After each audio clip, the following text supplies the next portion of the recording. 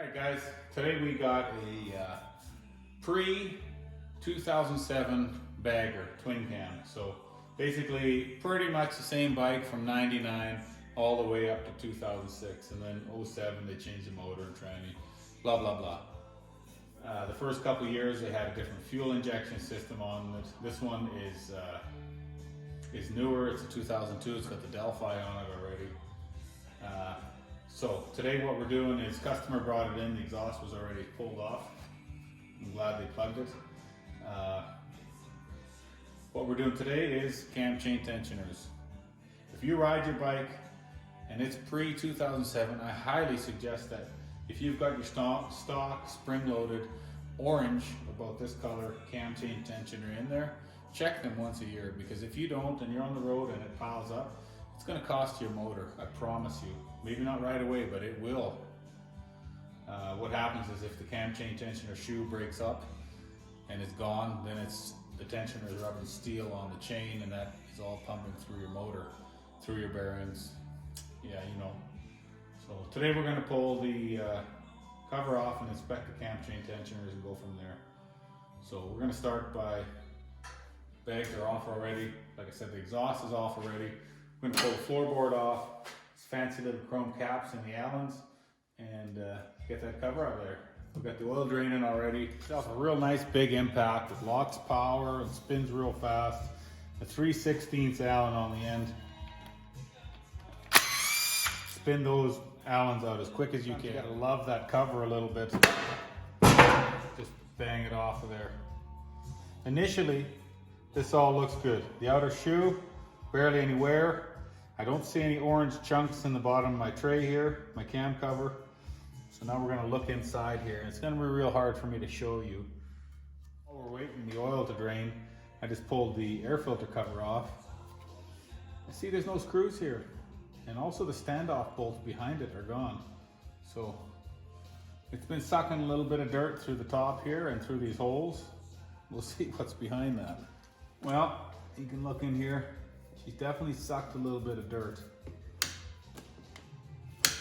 So, see here, the outer tensioner doesn't look too bad. We got the inside one. Just take a little pick like this with a hook on the end. You can hook it in there, pull it up, and while you're pulling it up, stick this little retaining pin in there. Now, you can see in here how much wear is on that inner tensioner. Usually that's the first one to fail. So I'm going to recommend to this customer that we should take this all apart and replace it.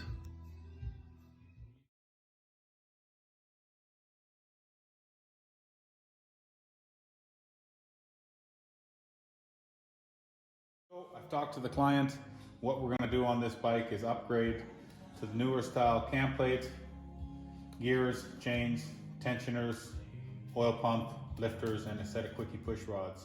We're going to leave the cams alone just to keep the cost down, but at least this way the bike's going to run a little cooler, because we're going to have way more oil flow due to the better lifters from fueling, better oil pump as well from fueling.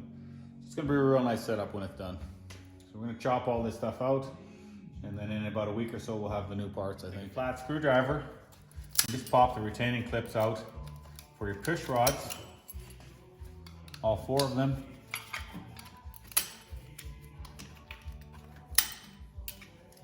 Take a little brake clean and push it, or a little brake clean and wash this all off. So now you want to turn your motor over by putting a jack stand underneath your frame, lifting it up, putting it in high gear. Once you can turn the push rods, you know that the pressure is relieved off your valves and your rocker arms. And then you want to take a set of bolt cutters and just chop the old push rods out. A special tool here from Jim's, and it fits over your cam chain tensioner. And you can rotate it back. Put your retaining pin in there to hold it in place.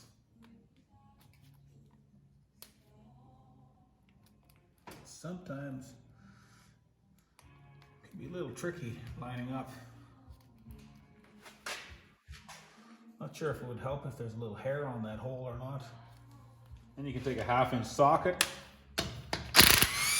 spin the one out of your crank gear in a 9/16 and spin it out of your cam gear.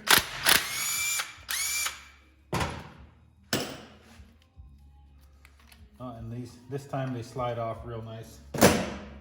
Save that spacer. We're gonna go around and spin all the outer bolts out of the cam plate.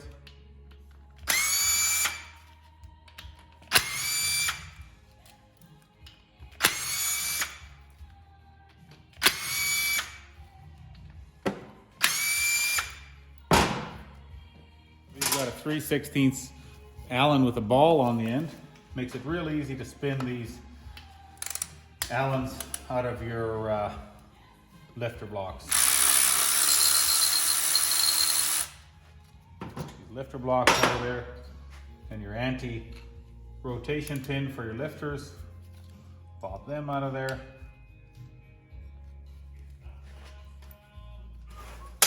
Then you want to pop your lifters out of there, all 4 of them.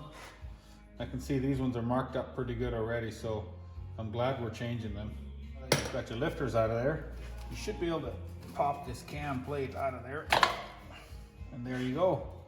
There you have it. While we're in here, oh, sounds like somebody's here. While we're in here, we're gonna just take this gasket off. While we're here, we're gonna pull these inner cam bearings out because they're the old INA ones. And I believe there's new ones coming in the kit anyways. There's no point in doing all this work if you're not going to change these cam bearings. You can see these are the old inner cam bearings. There's a needle and then a space created by the cage. And your upgraded bearings are needle, needle, needle. And they won't come apart like these ones. So because we're waiting on parts, we're just going to rinse this cover off. Put a couple temporary bolts in there